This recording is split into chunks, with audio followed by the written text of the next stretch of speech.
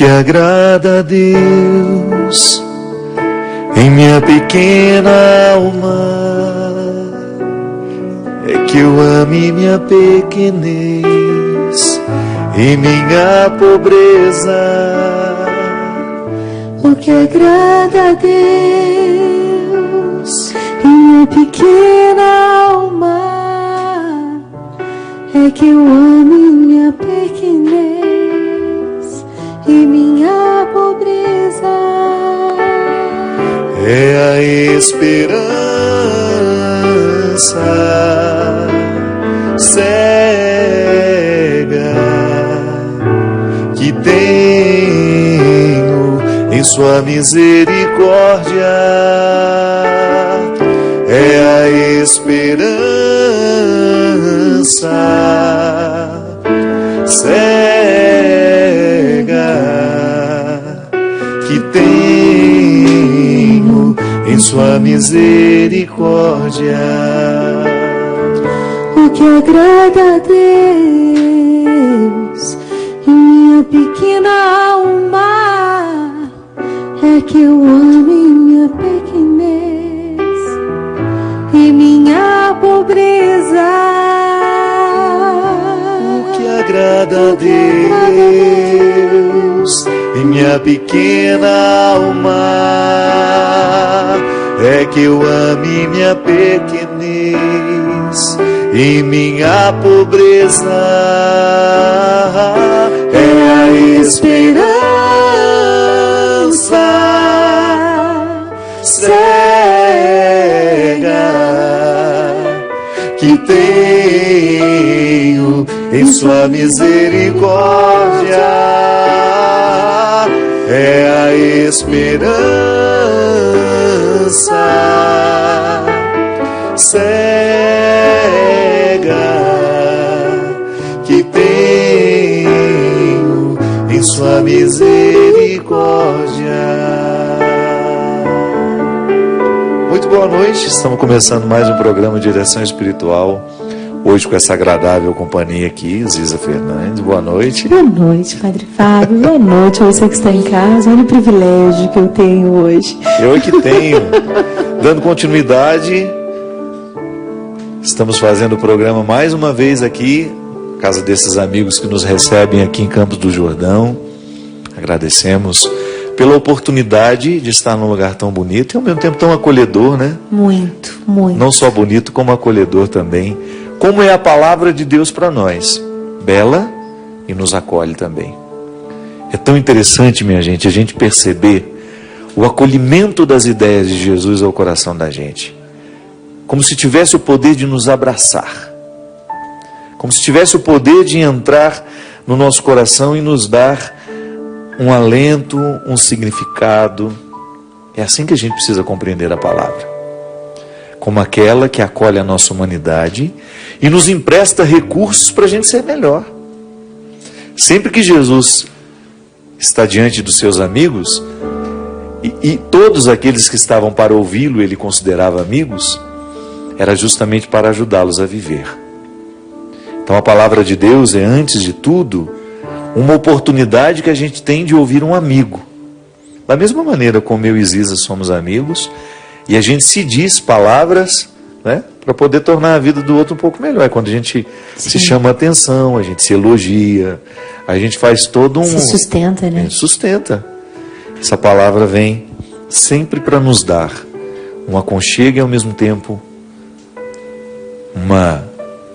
é como se pudesse depositar dentro de nós um pequeno conflito que vai abrindo a nossa mente para a gente compreender cada vez mais como é que nós podemos viver a nossa vida. E motivado por essa música tão bonita que a Ziza canta tão lindamente, que hoje eu tive a inspiração de pegar juntamente com ela, a gente falava isso aqui antes. O Senhor nos dizendo, nos falando de maneira tão direta ao coração, nos convidando a viver a simplicidade. O Senhor nos fala, Ele nos diz, Ele nos convida a entrar no difícil contexto da simplicidade. É interessante que ele faz uma sequência. Se você pega aqui nas bem-aventuranças, Jesus já começa a chamar a atenção para a necessidade de buscar uma série de situações práticas. Dentro da bem-aventurança ele coloca um discurso absolutamente difícil de compreender, porque ele no primeiro momento parece contraditório. Como é que alguém pode ser feliz sendo pobre, né, Ziza? Como é que alguém pode não ser feliz sendo pobre? Jesus fazia um jogo de palavras que também entrava dentro de conceitos que ele quebrava. Sim. As pessoas pensavam, é verdade, às vezes a gente pensa assim mesmo, só é possível a gente ser feliz se a gente tiver muito. Ele diz que não. Se eu tiver bem-aventurado, tudo que eu quiser, eu vou estar pronto para ser feliz. Não, bem-aventurado é aquele que consegue administrar o não ter. Em paz, né? Em paz. Você ficar reclamando, chorando. Claro, não é nenhum problema a gente trabalhar para a gente conquistar, para a gente ter. Eu sempre digo isso. É direito seu, com honestidade, com o seu trabalho, você construir a sua casa, você ter o direito ao lazer, estudar, você dá um conforto aos seus filhos, mas não se esqueça de que existe uma riqueza infinitamente superior a tudo aquilo que materialmente a gente pode ter, que é inclusive nos ajudar a significar o que o dinheiro nos deu. Né? Isso é uma riqueza. Você falou isso no show, na gravação daquele DVD lindo. Como é que foi a frase? Ser rico? Rico não é aquele que tem muito, mas rico é aquele que precisa de muito pouco para ser feliz. Olha isso. Sendo feliz com pouco, né? É um espírito grato. É a esperança cega que tenho em sua misericórdia. É a esperança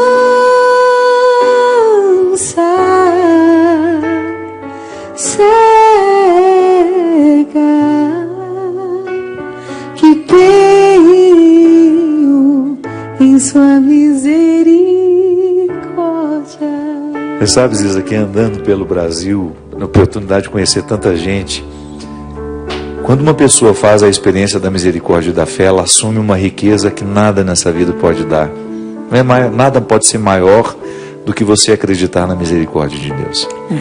Nada. Você passar por aquela experiência de viver o desconcerto da misericórdia. Deus me ama. Deus me ama, me sustenta e me ajuda a dar um significado até quando eu não tenho. Eu já falei isso aqui muitas vezes e você certamente já me ouviu. Deus me fala assim quando me diz não. Deus me protege quando muitas vezes a vida me nega alguma coisa. Quando eu preciso passar pelo difícil momento de não conseguir identificar uma vantagem. Ali eu preciso me despojar das expectativas, daquilo que eu achava que podia ser.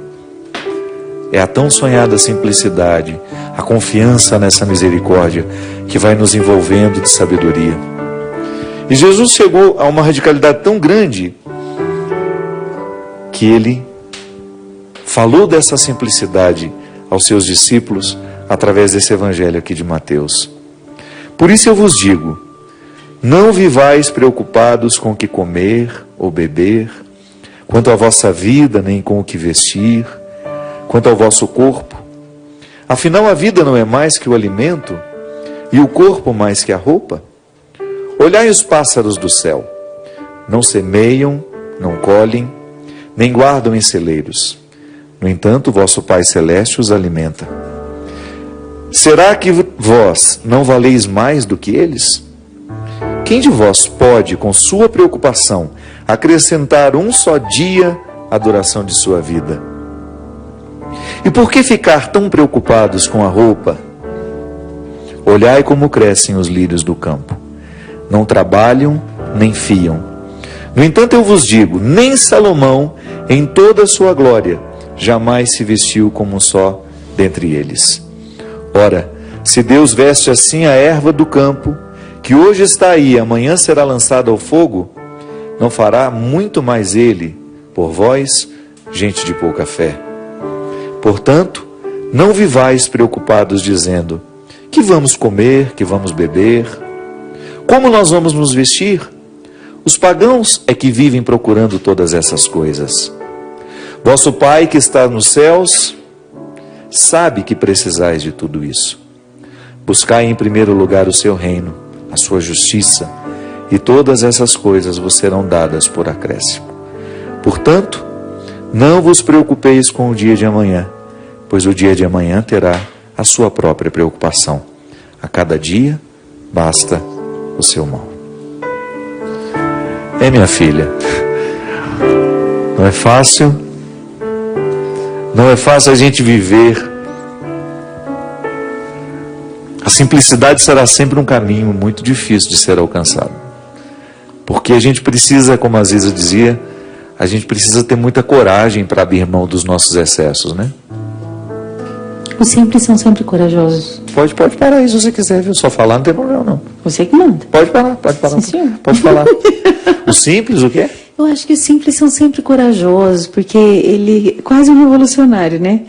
O simples, ele se atreve a ser ele mesmo de um jeito sereno, interno, porque é uma luta travada interna primeiro. Acho que uma escolha pela simplicidade é uma escolha de liberdade poderosa interior.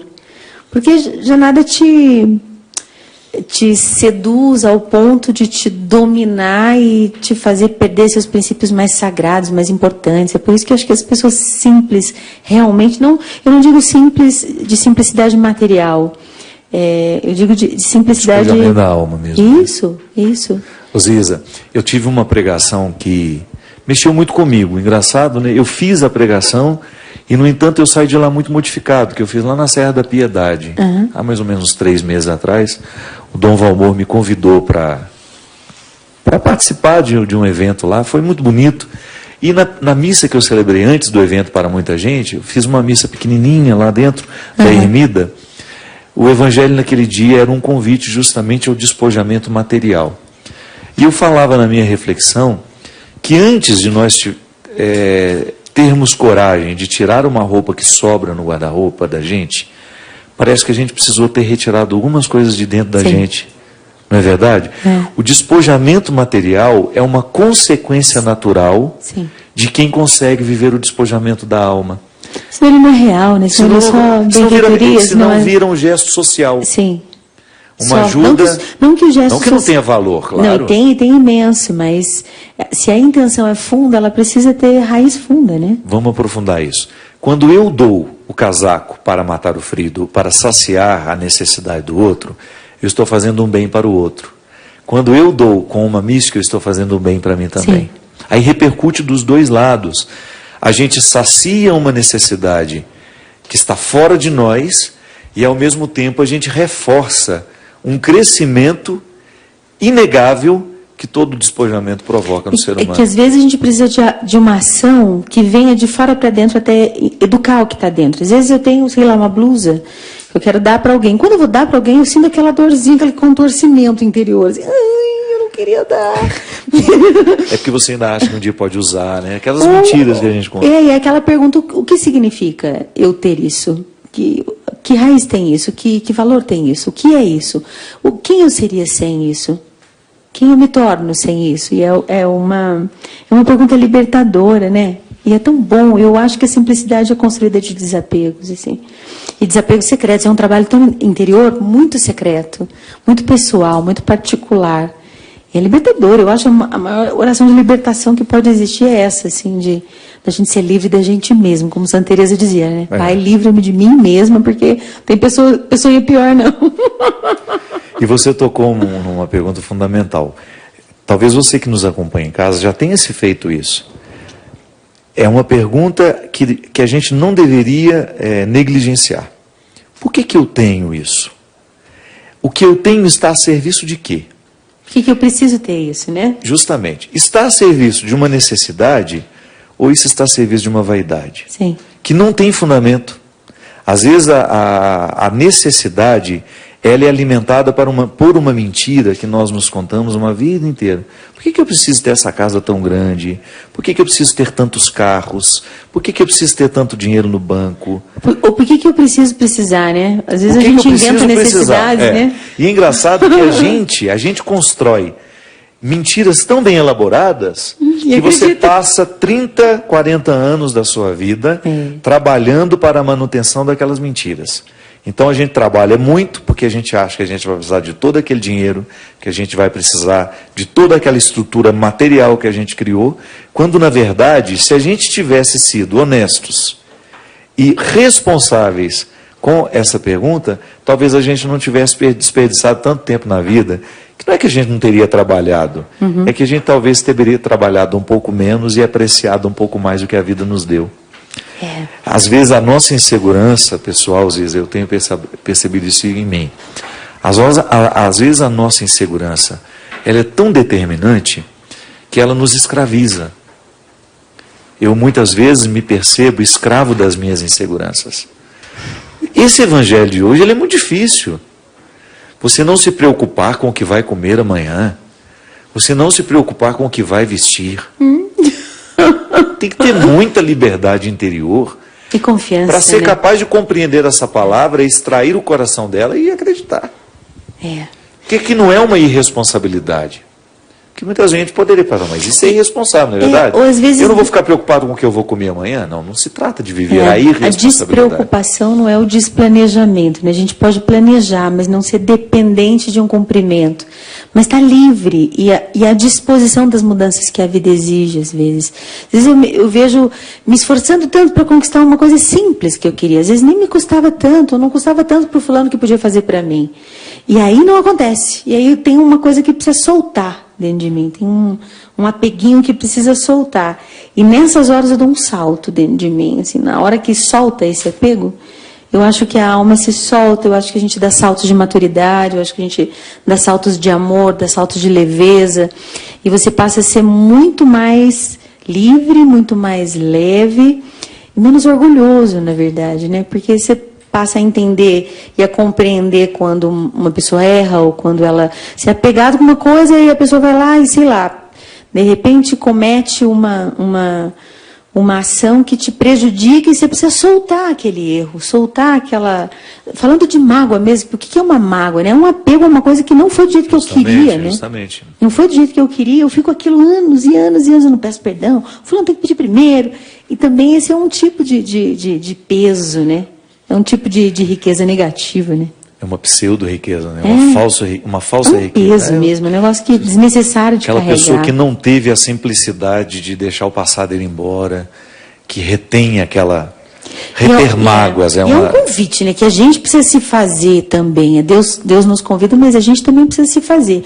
Vamos lá, vamos viver sem isso? Como é que é viver sem isso? Vamos exercitar a imaginação e lá na frente, como seria se eu soltasse isso agora? Que jeito que eu ia continuar vivendo, né? Você assistiu a Missão?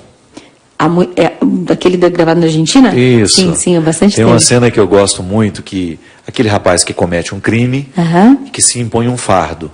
E o fardo dele é físico, né? Ele se coloca uma penitência de carregar uma coisa enorme nas costas, que ele vai arrastando aquilo ao longo da vida. E numa maneira de expurgar o pecado, ele então colocou-se esse sacrifício. E aquilo foi muito tempo na vida dele, até o momento em que ele está subindo uma cachoeira, naquele momento de muita dificuldade, e que ele é colocado diante de um limite. Ou ele joga aquele fardo fora, ou ele não consegue chegar até o fim. Senão ele iria cair. Ele estava sem forças para o próprio corpo. Muito mais ainda para um corpo era uma espécie de uma mochila enorme que ele carregava, um monte de tralha pesada, que era uma maneira que ele tinha publicamente de demonstrar que era um pecador. E é muito bonita a cena, porque alguém olha para ele e fala, meu amigo, ou você joga isso fora, ou você não chega até o fim. Meu Deus. E a cena é lindíssima, porque ele vai tendo coragem de soltar o fardo das costas, e aí ele olha para baixo, aquilo caindo, aí ele se agarra na pedra e chora como se fosse um menino mesmo que tivesse conseguido viver uma libertação. ou melhor, como tivesse recebido uma consciência nova, enfim. É o que acontece com a gente toda vez que nós temos coragem de julgar fora os excessos que nos impedem chegar ao alto da montanha. Às vezes eu fico vendo, Ziza, que na vida espiritual muitas pessoas não crescem por causa justamente da coragem de sondar as questões humanas que pesam. Porque às vezes nós queremos tratar as questões espirituais sem tocar as questões humanas. Ah, não tem jeito. Eu quero ficar mais santo sem deixar de ser ciumento. Não tem jeito. Não é verdade? Uhum. Eu quero ficar mais próximo de Deus, eu quero ter uma alma mais pura, mas eu não quero abrir mão das mágoas, das picuinhas que eu cultivo no meu dia a dia, com meu irmão tal, com minha esposa, com meu esposo. A gente vai criando uma teia extremamente desfavorável à vida espiritual, depois a gente quer ser espiritualizado. A vida espiritual é feita nesse fio que vai tecendo uma tela imensa de humanidade, né? Eu não consigo ver separado, assim, eu já não consigo mais. E eu acho que é tão entranhado a minha experiência com Deus, desse desafio constante humano. Porque às vezes a gente reza esperando um repouso humano para que a gente viva uma altura espiritual das coisas, né? Um repouso dos meus conflitos humanos para que Deus me visite. E não existe esse repouso. A alma humana, ela é feita de tensão eternamente. Sempre vai ser uma luta interior. E nessa luta, o repouso acontece, no meu modo de ver, só no exercício forte da humildade mesmo, da simplicidade. É quando você se rende, na verdade, né? Se rende. Você sabe que eu tive um contato muito forte com o conceito de humildade com o Léo. Uhum. Eu me lembro que ele fazia grandes retiros, ele ficou muito conhecido naquela época lá em Brusque, onde a gente morava. E nós estávamos num retiro daquele, lá na Casa Deon, e uma senhora veio parabenizá-lo perto de mim. Eu lembro que nós estávamos nós dois caminhando lá de fora, aí de repente ela foi, elogiou, e todo mundo fica bem constrangido quando você fica sendo elogiado Sim, demais, né? É desconfortável. Eu dou um jeitinho de parar logo o elogio e abraço a pessoa. Obrigado pelo carinho. Tá isso, bom, aquilo. né? Tá ótimo. Só a pessoa vai exagerando e você vai ficando constrangido. E aí o Léo, ele parou, deixou ela falar, ele falou assim: minha filha, você está vendo aquelas flores bonitas ali? Sim. Sabe por que aquilo ali está bonito daquele jeito? Sim. Porque existe esterco ali. Sabe o que é esterco? É merda, com perdão da palavra. Pronto, eu sou isso. Aqui no crescimento desses jovens, eu sou o esterco. Então, quem faz a obra acontecer é Deus no coração deles. Sim. Então, o conceito de humildade vem de humus. É a parte fértil da terra. E é aquilo que a gente não vê. O que está crescendo sobre a terra é o resultado do humus, da fertilidade do humus. Olha como isso é interessante. Quando eu abro o meu coração para a possibilidade de ser humus, eu estou aceitando a condição de bastidor. Se por acaso há uma projeção de tudo aquilo que eu faço, mas o primeiro passo da realização humana é na dimensão dos seus bastidores. Você é pública, você tem um trabalho. Você não é praça, mas você é pública. Você tem uma vida, você é uma pessoa conhecida e você sabe muito bem o que eu estou falando. Sim.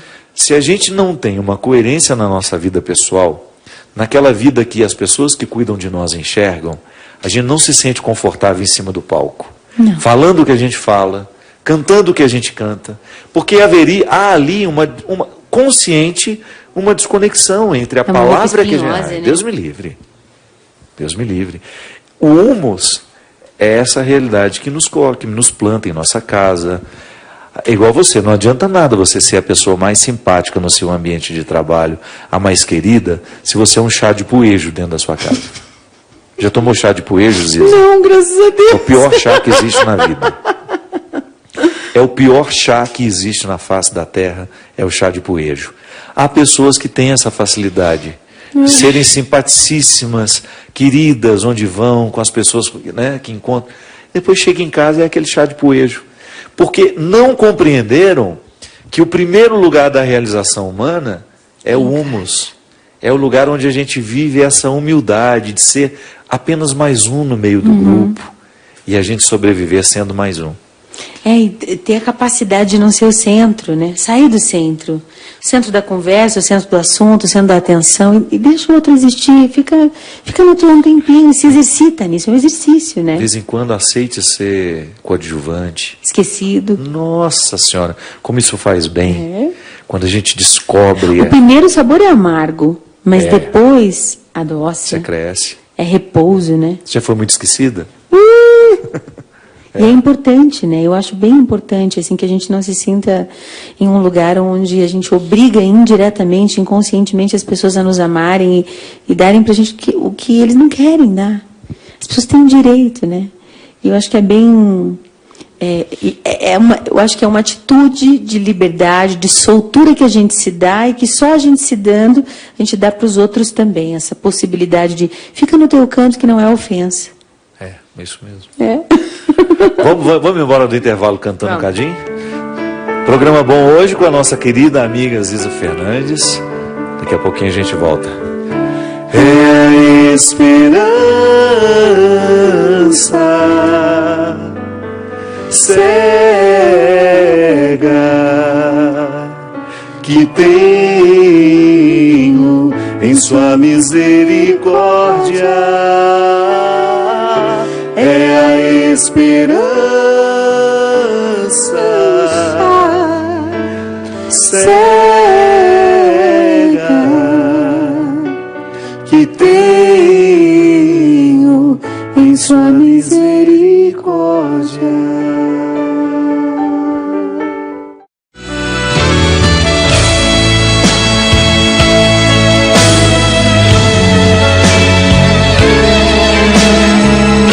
Estamos de volta com o programa Direção Espiritual. Muito obrigado você que nos acompanha, que nos escreve.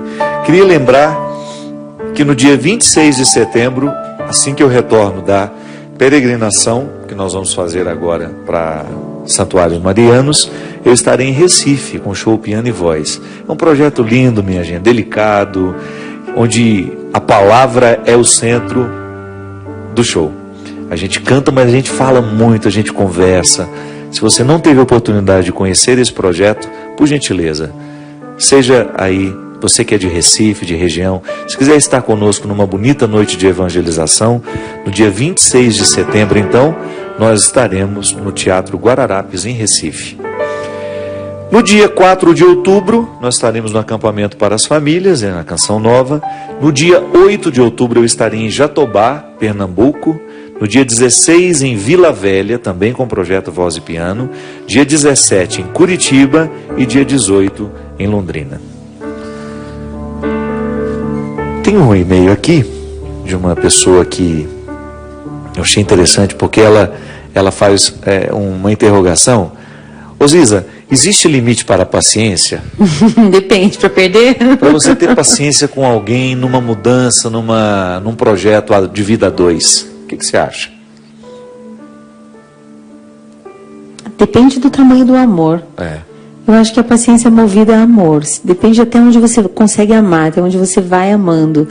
Porque eu acho que pelo menos a régua da minha paciência é o tanto que eu amo e que peso tem aquela pessoa na minha vida. Algumas pessoas, com elas eu me silencio e digo, com essa pessoa eu não vou... porque sempre com ignorância a gente perde a briga, né? A ignorância sempre ganha. Então, mas olha que interessante a questão. Ela fala, padre, eu gosto de uma pessoa, ela não quer ser identificada, e que essa pessoa tem um passado muito destruído em relação a namoros. Então ela sabe que já faz parte da estrutura dessa pessoa a dificuldade de amar. Porque se ela tem um histórico difícil, porque alguma coisa ela já identificou, então, que não está muito bem. Por outro lado, eu a amo. E gostaria muito de insistir neste namoro. Penso que talvez ele nunca tenha sido amado da maneira certa. Mas ao mesmo tempo eu fico pensando, é errado eu me acostumar aos defeitos dele, sabendo que ele erra comigo muitas vezes, e continuar a persistir nessa ajuda e querê-lo ao meu lado? Ajudar alguém tem que ter, na minha opinião, é claro, tem que ter sempre a soma da pessoa querer ser ajudada. E uma paciência sem limite e sem, eu acho que é uma conexão real e equilibrada de amor, é doentia. E às vezes pode estar a serviço, pode ser que a sua insistência esteja a serviço também dos seus problemas. Isso. Não é? Porque às vezes você insiste por também administrar uma carência afetiva que está lhe prejudicando a também ter a própria coragem de romper. Porque o amor, quando ele é verdadeiro, ele nos permite o rompimento. Pode parecer estranho isso. Porque o amor não é só o que você oferece ao outro, é também o que você tem por você. E se permitir receber também. Claro. Porque às vezes a gente tem paciência, no fundo a gente mente pra gente mesmo, que a gente não está se orgulhando de ser paciente, mas no fundo a gente tem um ganho secundário, exatamente, um ganho secundário de se dizer a si mesmo, nossa, como eu sou bom, olha como eu sou paciente. Como eu sou boazinha. Olha até onde eu amo. E aí o tempo passa, e aí essa espera amarga, e um dia o outro vai levar de volta a cobrancinha, né? A conta chega. Conhece a música do Gilberto Gil, Cada Coisa em Seu Lugar? Não. Preciso refrear um pouco meu desejo de ajudar. Bondade pode ser o vício. Eita. Bondade pode ser um vício. Porque às vezes você vai vivendo um processo tão desgastante com o outro, que você já não consegue perceber essa vaidade que você está vivendo de ser sempre a parte da história que perdoa, que reconcilia. Coitadinho, né? Coitadinho. Olha para mim. Amor equilibrado, padre. Eu acredito que o amor precisa de equilíbrio e precisa ter essa, e às vezes, essa busca pela maturidade desse equilíbrio, né? E às vezes esse posicionamento dela aqui, ela o retira da possibilidade de crescer. Acomoda. Acomoda. Às vezes o nosso amor, ele acomoda o outro. Amor tem que passar pela exigência. Eu não posso dizer, eu amo a Ziza e me acostumo com os defeitos dela. Eu estou desprotegendo a Ziza. Como se tudo fosse perfeitinho, fosse fácil amar. Isso não existe. Não, é uma escolha. O amigo precisa conflituar aquilo que no outro eu identifico que é desfavorável a ela. Imagina uma relação a dois, minha filha. Você jamais pode se acostumar com os defeitos do outro. Você pode, essa paciência tem que ser consciente. Mas essa paciência não pode lhe privar de colocar numa luta para a superação do outro lado. Ele precisa superar. Então, se por acaso você identifica que ele tem dificuldades afetivas pela própria história que viveu, de repente ele não foi amado como ele poderia ser, veja bem, você não pode ser a redentora dele. Você não pode carregar esse peso nas costas. Uma vez eu escutei uma coisa tão interessante, que a maior cura para um trauma de uma falta que eu tenha vivido na minha vida, a melhor possibilidade de cura que eu posso viver é oferecer a alguém aquilo que eu nunca recebi. Porque às vezes a gente se apoia nessa muleta de que eu não recebi, então eu não tenho para dar. E não, às vezes o processo pode ser o inverso, né? Assim, eu vou fazer um exercício, como o Santo Afonso dizia, assim, o exercício de viver como se eu já tivesse mesmo essa virtude, essa graça. E a cura acontece quando a gente dá o passo. Mas como que eu vou fazer se eu nunca recebi? Dá o passo, que Deus abençoe a generosidade, né? Eu acho que Deus ele é rico demais nessa possibilidade que Ele nos dá de ser criativos com os traumas que a gente tem não tem que ficar vivendo sobre desculpas, mas saber que nesses buracos da alma existem muitas possibilidades de transformação, né? E não uma espera de preenchimento. Isso a gente vive meio carentinho, assim, né? E não, eu posso sair de mim e mudar isso. E não ficar esperando emocionalmente que todos os meus anseios e minhas faltas sejam supridas para que eu possa amar alguém. É o inverso, né? É o inverso, assim. Eu acredito nesse evangelho do dar antes de receber. E mesmo porque quando eu tenho uma história difícil, eu tenho duas possibilidades. A primeira, eu vou reproduzir a história difícil na vida de quem estiver ao meu lado, ou eu vou fazer a correção disso. Isso a gente vê muito no exercício da paternidade, da maternidade. Aqueles pais que sabem, nossa, meu pai foi tão duro comigo, então eu vou descontar tudo isso nos meus filhos, eu vou ser com eles também.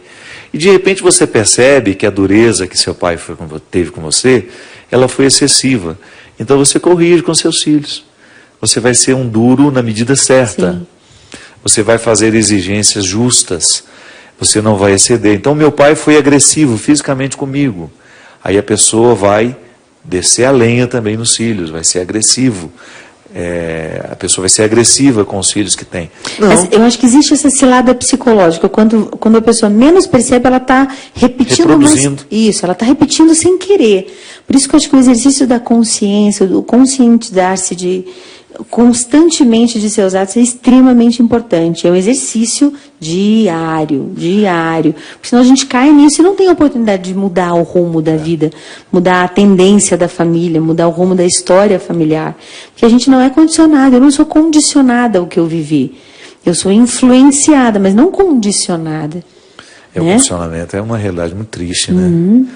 E é o que você está falando, as estatísticas, por exemplo, de pessoas agredidos tornam-se agressores. Não precisa ser assim, né? Não precisa. Não precisa, é preciso esforço, pode mudar. Né, padre? Muita oração. Acho que precisa de esforço, contar com a graça de Deus, mas ter consciência de que é muito possível que seja diferente. Então, minha filha, o que você precisa fazer? Primeiro, coloca na mesa se o amor que você está amando é de fato fruto de um valor ou se ele é fruto de uma necessidade. Eu sei que pode parecer difícil de entender, mas a própria experiência prática nos revela. Se eu estou amando por um valor, eu não vou ficar anotando no caderninho o que eu faço pelo outro. Não é? Agora, se eu amo lista por das minhas bondades. se eu amo por necessidade, você vai fazer aquela cara. Tá bom, pode me deixar aqui, eu sei que você não tem disposição para ir. Você vai fazer o carentinho. Drama. Eu eterno carentinho, você falou tudo. Vontade de espirrar, gente. Parece que daqui a pouco eu vou espirrar. O carentinho, ele sempre tem a listinha de tudo que ele já fez. Nossa, você não sabe quanto sacrifício eu fiz para vir aqui hoje, participar do seu programa. E fica falando várias vezes. O carentinho, ele é exímio em contas, né? Ele faz a conta de tudo que ele fez muito rápido. Então, é assim, descobre, tenha coragem de reconhecer que você ama por necessidade. É um caso perdido? Não, tem cura. A verdade, né, padre? Jesus fala, a verdade nos liberta. A partir do momento que eu tomo consciência que a minha amizade com a Aziza está muito mais ligada às necessidades que eu tenho dela do que ao valor em si, eu posso corrigir isso. Eu vou procurar ser mais gratuito e, ao mesmo tempo, eu vou começar a identificar o que é excessivo no meu trato com a Aziza. Então, se o seu namorado está aí, se você o exime de toda e qualquer responsabilidade de fazer uma mudança, você não está sendo correta com ele nem com você. Acho que essa vida é curta demais e às vezes a gente perde muito tempo para a gente tomar consciência das coisas e depois não dá tempo de mudar mais. Já estamos cruzando o cabo da Boa Esperança, já estamos com os defeitos ainda mais acentuados, porque isso é uma verdade, né? Eles vão ficando treinados. Vão. Se você não lida com honestidade com os defeitos da juventude, esqueça, eles na velhice estarão muito pior. Bem piores. É o que na psicologia a gente chama de cristalização, sabe? Sabe o que é cristalizar? O que é uma fruta cristalizada? É uma fruta que foi ressecada e coberta com uma proteção de açúcar. Aquela casca de açúcar, ela fica dura, ela cria uma estrutura difícil de ser quebrada. Uma maçã do amor, por exemplo, quantas pessoas já quebraram os dentes mordendo uma maçã do amor? É uma fruta cristalizada. Criou-se uma casca de proteção. Então nós muitas vezes fazemos isso com os nossos defeitos. A gente se acostuma com eles, não tem não faz o exercício diário de quebrar o poder deles sobre nós, e daqui a pouco eles estão cristalizados na nossa personalidade. Acho que para mim é sempre uma frase extremamente importante de dizer: você tem razão. Quando alguém me diz alguma coisa, me exercitar de ouvir aquela pessoa e pensar, essa pessoa está certa, eu preciso dizer para ela, você tem razão, eu preciso melhorar nisso. E isso me gera um movimento na alma modificador. Sempre modificador. E de reconhecer, nem tudo está em mim, tem muito que me pertence, que está nos outros, eu preciso ouvir. Preciso abrir, assim, abrir espaço e engolir o orgulhão e descristaliza, né? Derrete esse açúcar e dá razão para o outro, mesmo que às vezes a gente acha que não, fulano é menos do que eu, é inferior a mim, é menos culto, menos inteligente, não tem nada a me acrescentar. E às vezes são as pessoas que mais nos surpreendem, porque mais nos desarmam e com muita rapidez, né? Eu já identifiquei que o meu mecanismo, as pessoas que mais me seduzem, as pessoas que eu mais quero ter por perto, são as simples. O que é a simplicidade?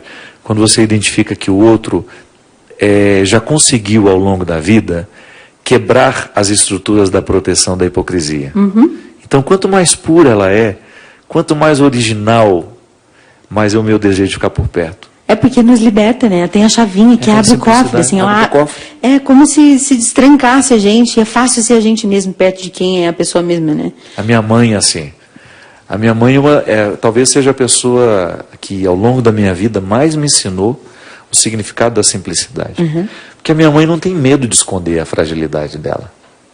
Ela não tem a necessidade de mostrar-se a boazinha, de mostrar-se a madame. Não! Ela é ela. Se ela entra aqui dentro, se eu dou ela esse microfone, ela vai contar tudo o que está acontecendo com ela.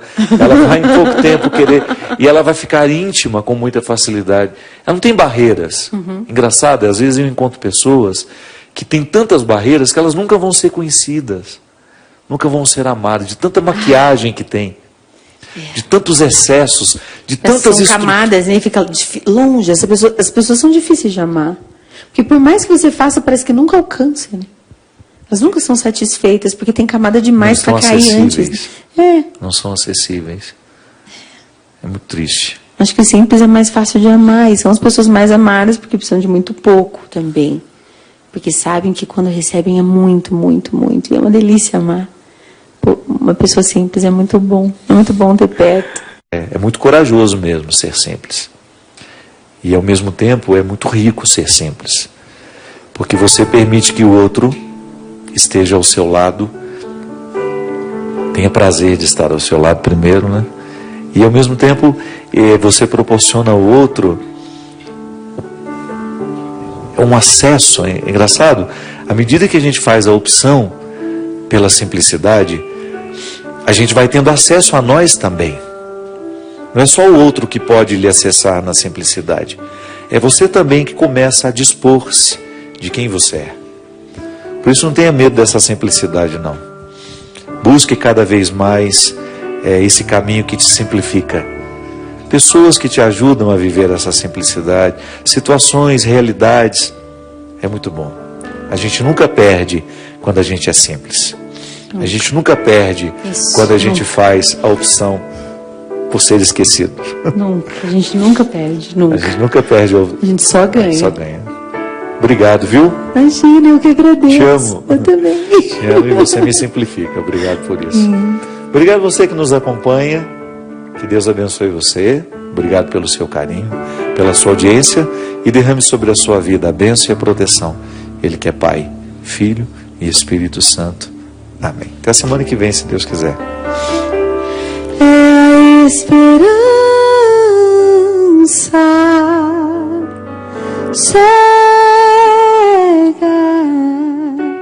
que tenho em sua misericórdia.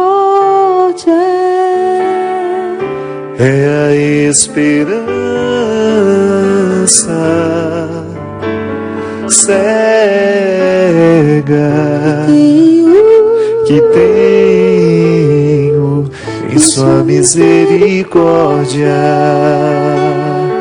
e o que agrada a Deus em minha pequena alma é que eu ame minha pequenez e minha pobreza.